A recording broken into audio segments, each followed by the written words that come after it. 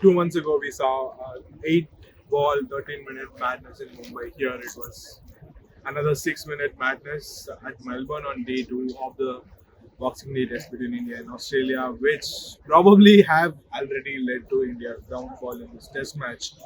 Hello and welcome to this episode of Diaries from Down Under. Let's break down all that happened on day two of the fourth test between India and Australia. Australia started off really well. Steve Smith scored 100. Pat Cummins almost did one. Jasprit Bumrah almost took a fifer. They posted 474. India, Rohit Sharma opened the batting. Once again, another failure. We'll break into it much later. But SSB Jaiswal scored 82 runs, looked set for a century, and so did Virat Kohli, who looked probably the most disciplined he has been in this series. But in the at about 5:35 p.m., 25 minutes to go for stumps, Jaiswal went for a quick single on the last ball of a Scott ball and over. Virat Kohli was looking at the ball, said no. In the end, Jaiswal was run out in the striker's end. 6 minutes later, Kohli, probably for the first time today, faced outside the off stump, edged back of the length delivery of Boland, and then he also was gone. They had just finished a 100-run partnership. They had just recovered, almost batted out a session without giving a wicket, but that was not to be. Both of them got out, and then soon Akashdeep was sent out as night watchman. Two fell in the end. India finished the day with 162 for 5 instead of 162 for 2, which is where they would have been had Jaiswal and Kohli batted through for the rest of the third session. First, let's look at what went wrong with Indian batting. Rohit Sharma, understanding or thinking that his strength is at opening, this is where he succeeded. He pushed KL Rahul down, came to open the batting. He was in a hurry to get some runs, but once again his fading reflexes showed as he went for a half-hearted pull, half-hearted swivel, not sure what to call it, and then the leading edge led to his downfall once again. Very similar to what happened in Mumbai in the third test between India and New Zealand, but again it just shows Sharma is another failure for him. And then KL Rahul, one could not fault KL Rahul here. He looked as well as he's ever looked. He was in the middle, he was trying to look for runs, and he batted through the second session until the last ball before tea. Pat Cummins ran it and delivered one of those pitch deliveries that he does, pitched on off stump, kept to the line and hit the top of off.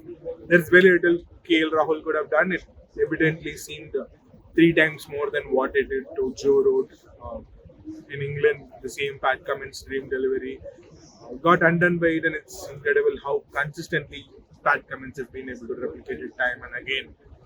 From there on, Kohli and Jaiswal took over. Kohli was as disciplined as he's ever been. He left everything outside off unless it's too full, which is very. Picked up a couple of boundaries, otherwise he did not touch anything. That was where he could reach with his hands. Jaiswal, meanwhile, by this time and then put away everything that he could, whether it's too full, too short. Took on Mitchell Marsh and Nathan Lyon. Got to his 50, and it seemed like he was in a hurry to get to his century before stumps, which is probably why he was looking for that single.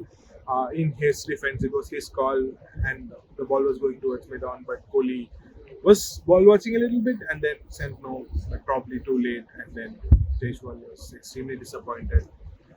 And Kohli probably could not shake it off.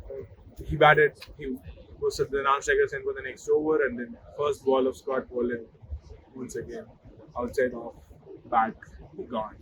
It's the same old story repeating for India, where they could not sustain long periods of batting, where they were not able to maintain the concentration. And then, if this was Kohli and Jaiswal, Rishabh Pant took a single of the first ball of a Mitchell Stark over, exposing the night watchman. Another wicket fell, bringing Ravindra Jadeja in. The duo were together till the stumps, but it was one can only not be sure how confident they would be waking up and coming back to bat again on what is expected to be another cold, breezy day here in Melbourne.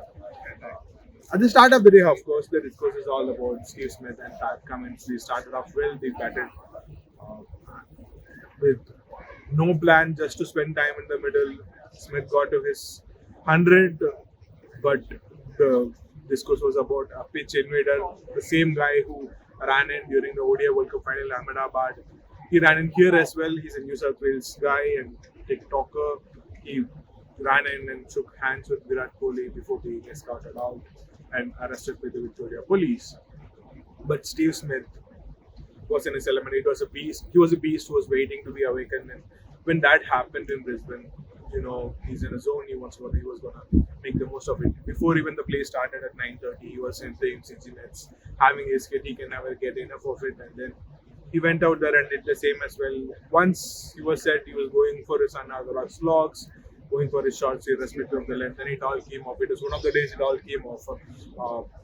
Smith did said that there is still some assistance, and despite the pitch being softer, for the seamers, the ball was moving around a little bit. If it is placed in the right area, something only Bumrah was able to do. Siraj was either bowling incredibly well with little luck or bowling wayward and getting taken apart by the Australian batters.